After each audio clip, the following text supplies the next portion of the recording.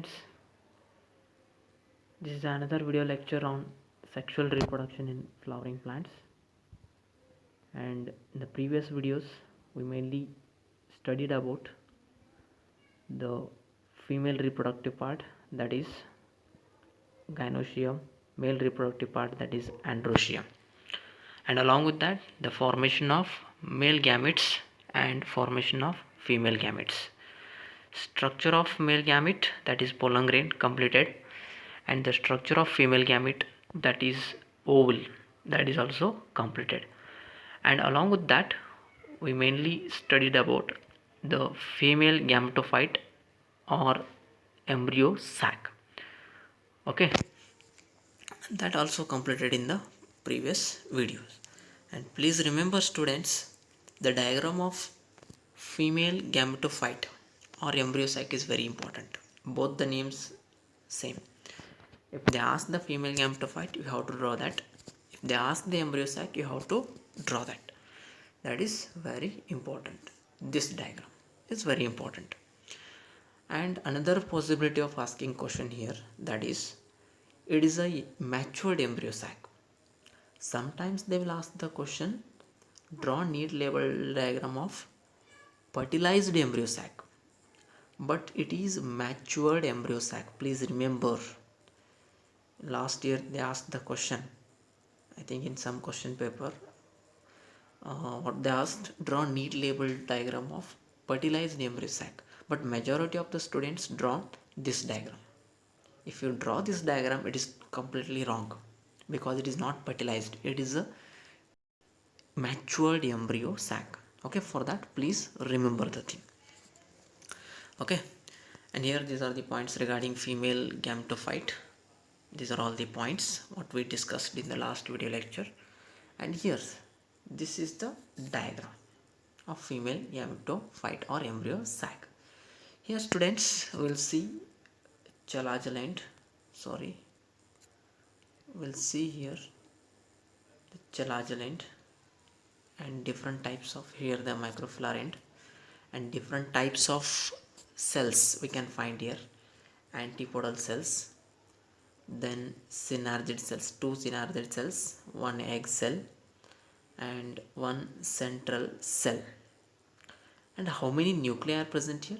8 nuclei are present here. 7 cell structure, 7 cells are there, but nuclei are 8 here.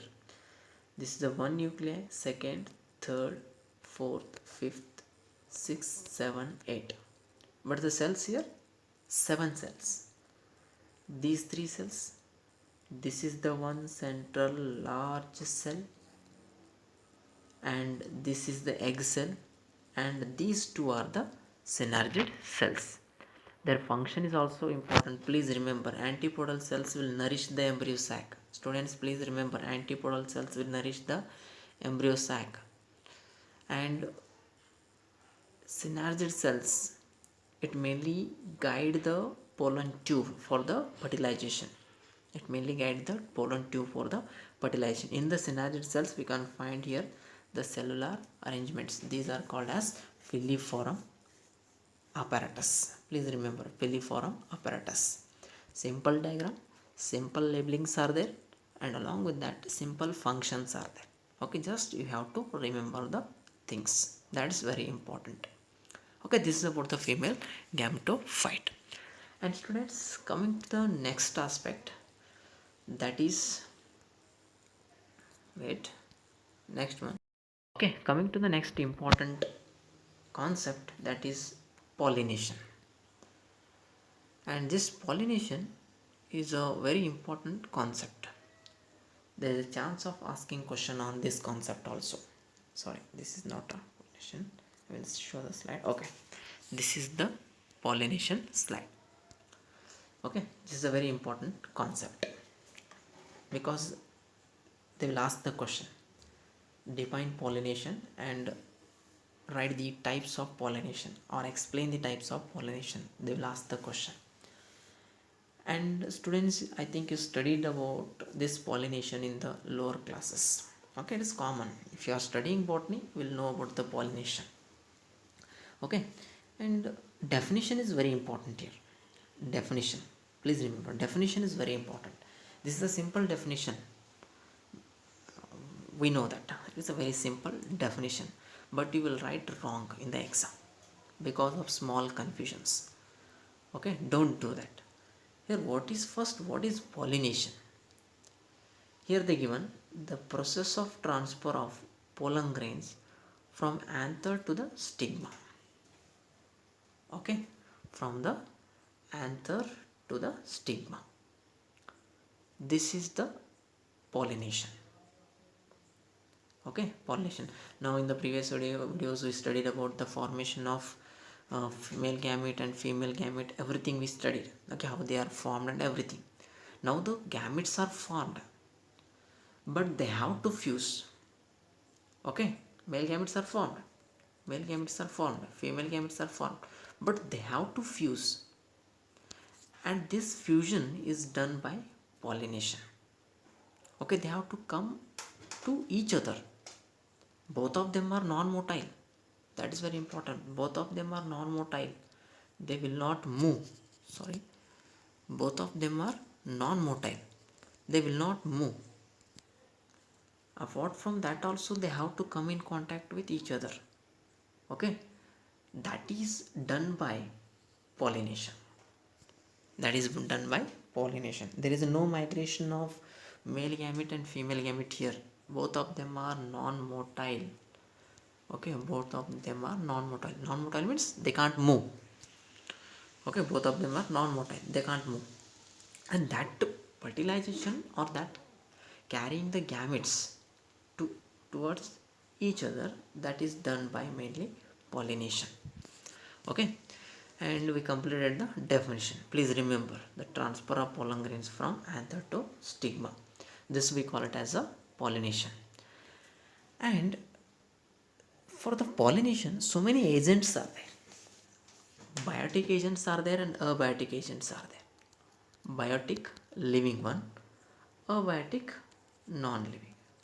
Abiotic. Biotic and abiotic, two important agents are there. Abiotic agents are non-living, abiotic agents are living. Okay, that we'll study in the later. Okay, agents of pollination, that another concept we'll study after this video lecture. But here they given the types. Okay, types are there based on the source of pollen. Okay, pollination is divided into three types. Kinds of pollination also you can call. One is autogamy, xenotogamy, gynogamy, xenogamy. Autogamy, gynogamy, xenogamy. Please remember, these three are very important. Definition they ask. Okay, either they will ask the definition. Define autogamy. Define gynogamy. Define xenogamy. They can ask. Or otherwise they will ask what is pollination and mention the types of pollination, or explain the types of pollination. For that you have to remember, or you have to know about all these things. Okay, all these things, these are important. This is very important. Please remember this. Okay students, among these the first one, that is autogamy. Here we will study about the autogamy. What is autogamy? This is the first kind of pollination. Here this is a very simple definition we can find here. Simple definition we can find here. The transfer of pollen grains from anther to the stigma of the same flower. Anther to the stigma of the same flower. Please remember, from anther to the stigma of the same flower. This we call it as a autogamy. This we call it as a autogamy. See here, I will show that. During pollination, what will happen? We have here one flower. It's not that much good, but please understand. Here this is the one female gamete Already we know both male and female reproductive organs are present in same flower. Bisexual, sorry, monosexual. And here this is a stigma, this is the anther. Okay, during pollination what will happen? The transfer of anthers or the transfer of pollen grains from same flower, the transfer of pollen grains from the from the anther to the stigma of the same flower. Okay, these anthers will come from same flower, not from the other flower, not even in the same plant. They will not come. This from the same flower of the same plant, not same flower of the different plant. Please remember my words. Same flower of the same plant. Okay, the transfer of pollen grains from anther to the stigma of the same flower, not from the other flower, from the same flower. Such condition we call it as autogamy. Okay, such condition we call it as autogamy. Okay, please remember, such condition we call it as. Okay, and this is the simple definition of autogamy. Okay, what is the definition? It is the transfer of pollen grains from the anther to the stigma of the same flower. This is the definition. And for the autogamy, it requires some conditions. Okay, in which plant autogamy occurs, those will require some conditions. What are those conditions? One is autogamy requires anther and stigma like close. They should come close, or they should be close together, because autogamy is nothing but a self pollination. It do not require any pollinating agents. So the stigma and the anther should lie close to each other. This is the first condition. And the second, it also requires synchrony and receptivity. Synchrony of the pollen that is released and the receptivity of the stigma. Okay, synchrony, whenever the pollen grain is released, at that time stigma should ready to accept it. Okay, in later classes we'll study about the inbreeding differentiations and everything. Okay, in that we'll come to know. Okay, whenever the pollen grains are going to be released, the stigma should accept it. Okay, then that condition is required here for the autogamy. Sometimes what happens, the maturity of the pollen grain is different. Maturity will take place in different time, and stigma will not accept in some cases. Okay, that inbreeding differentiations and everything we'll study in the later classes. But remember, the synchrony and the receptivity of the stigma should be same. Okay, this is about the autogamy. And along with here, in some plants what happens, the anther and stigma are open, and in some cases the anther and stigma are closed. Okay, what is that? Here the plants like viola,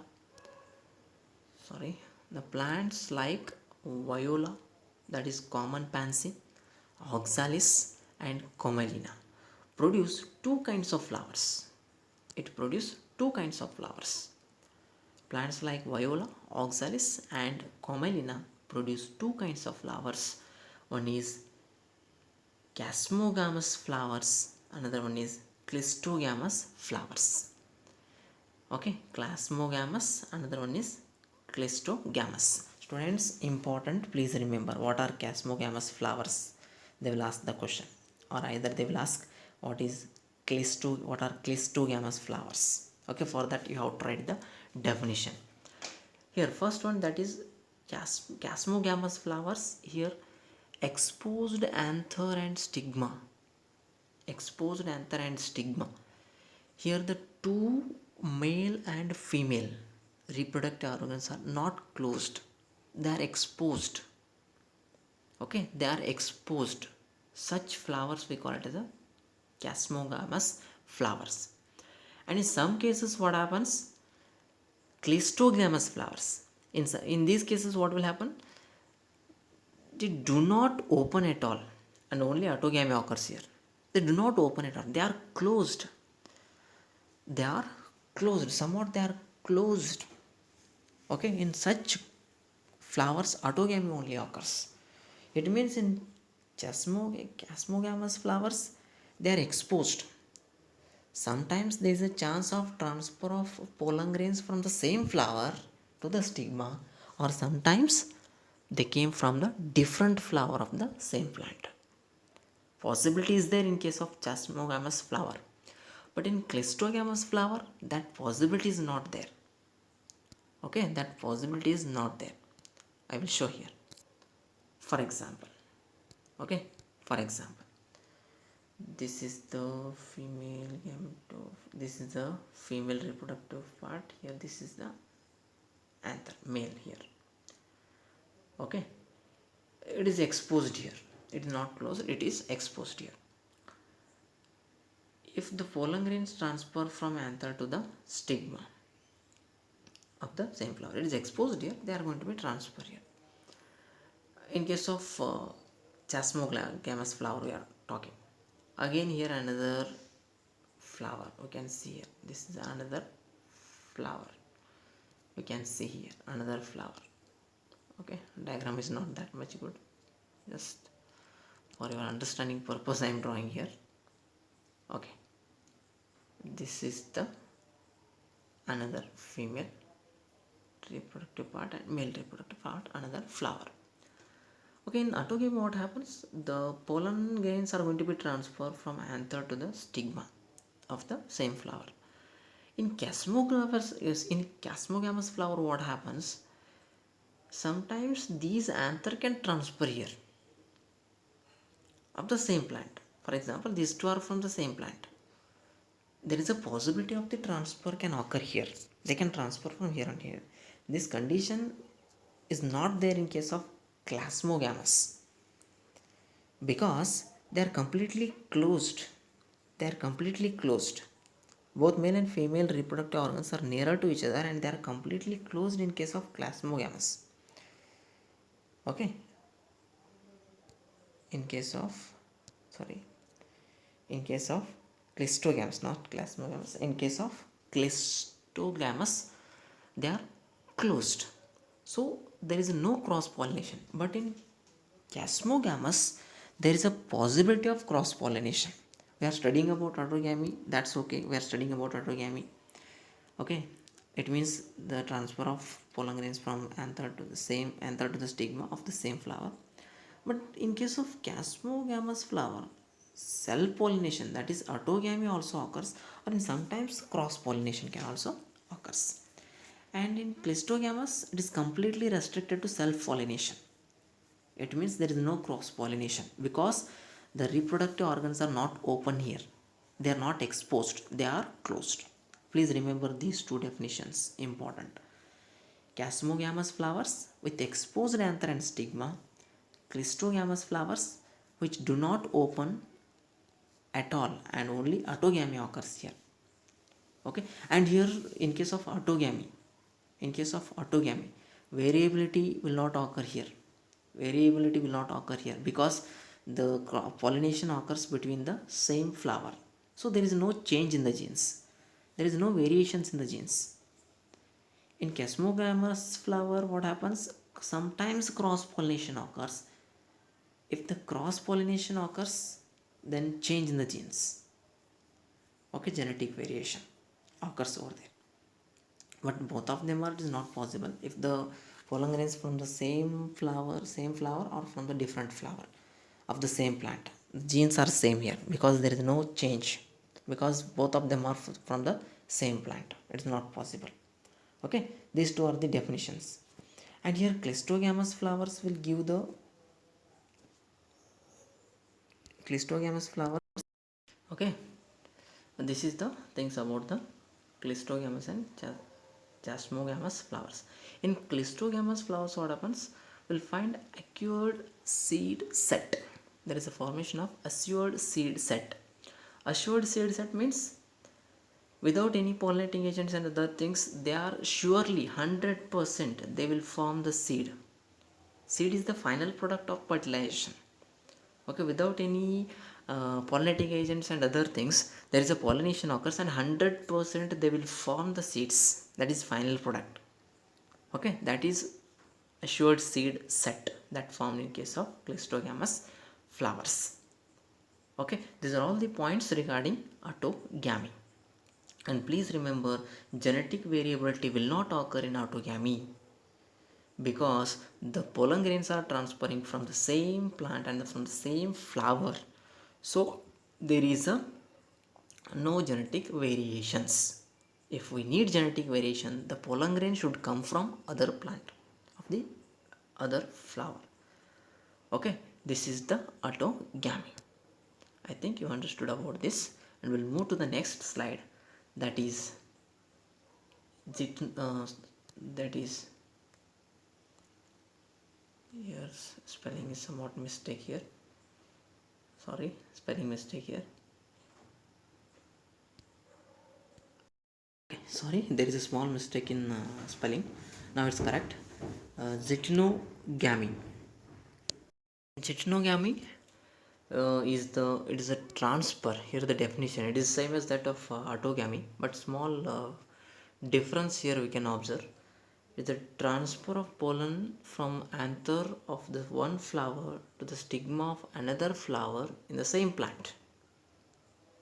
Please remember, the transfer of pollen from anther of one flower to the stigma of another flower in the same plant. In the same plant. Definition, don't get confused. In the same plant. But in autogamy, the transfer of pollen grains from anther of the same flower to the stigma of the same flower. Okay, inside the same flower only transfer of pollen grains occurs. But here the pollen grains are from the different flower. Okay, the pollen grains are the from the different flower, but from the same plant. That is zytnogamy.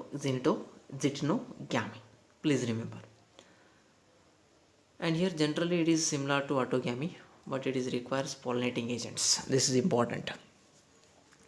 Autogamy do not require any pollinating agent, but zytnogamy requires pollinating agents.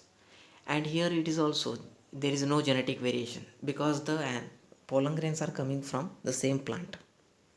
Okay, just flowers are different, but the pollen grains are coming from same plant. So there is also no genetic variation we can find in case of zytnogamy. Okay, this is about the zytnogamy. Simple one. Please remember the definition. That is pollen transfer of pollens from the anther of the same one flower to the stigma of the another flower in the same plant. Okay, that is zytnogamy. I think you understood about this. Otherwise I will draw diagram here. I will tell you. Okay, this is the female gametophyte. This is male. This is male. This is these two are this from the same. Here you can find another female gametophyte here. Male gametes. Okay, the same plant. This is the plant, same plant. The flowers here. The transfer of pollen grains. Plant is same. Flowers are different. Anthers are going to be transfer here. Okay, this is the zytnogamy. Please remember. Moving to the next one, that is xenogamy. Here you can find the xenogamy, and here it is also contains simple definition. It's a transfer of pollen grains from the anther to the stigma of different plant. Anther, the stigma of different plant. Here totally plant is changed. Okay, this is the one plant and this is the another plant. And from this plant will transfer here. Anther from this plant will transfer here. Cross pollination occurs here. Cross pollination. Okay, it's the transfer of the pollen grains from the anther to the stigma of a different plant. Transfer can occur here. And one thing important here, genetic variation can occur here. Genetic variation occurs here because So the pollen grains are transferring from the different plant, okay, not from the same plant. So genes are different in that another plant. Okay, so what will happen, genetic variations can occur here in case of xenogamy. A pollination, and next point here, the pollination causes genetically different types of pollens to be brought into a plant. Okay, that is the point what I told. Okay, different types, genetically variation occurs here, genetic variation occurs here in case of xenogamy. Okay, this is the definition of xenogamy. Okay students, in pollination we studied about definition of the pollination, then types of pollination.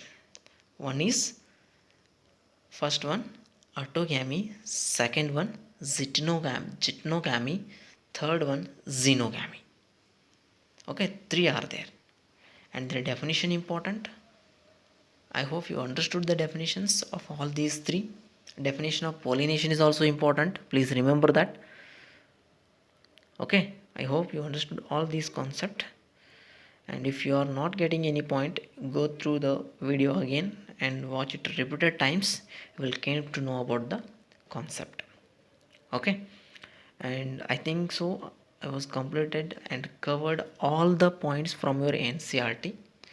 And in the next video lecture we'll begin with agents of pollination. Okay, abiotic agents. Okay, different types of agents are involving in the pollination that we will study. Okay, thank you.